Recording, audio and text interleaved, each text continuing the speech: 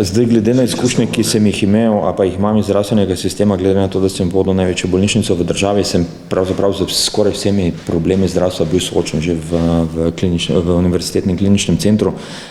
Seveda pa mogoče, kar me je presenetilo na začetku, bil res ta frontalni napad ali pa z vseh strani, ki je prišel v prvih dneh, pravzaprav nam niso dali niti dihati. Veliko je bilo sicer nerealiziranega in pa odprtih zadev, ki so stale, bom rekel, ne samo v prejšnji sestavi ministrstva, ampak že nekaj let nazaj. Bilo je danih veliko obljub v preteklosti, ki niso bile realizirane, tako da nas je pravzaprav čakalo najprej reševanje vseh teh zadev.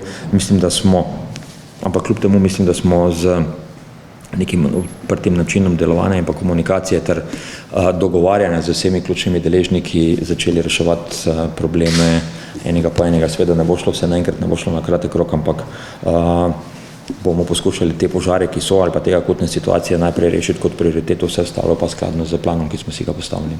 In to še kdaj trenutek, ko ste rekli, kaj mi je bilo tega treba? Velikokrat se vprašam to.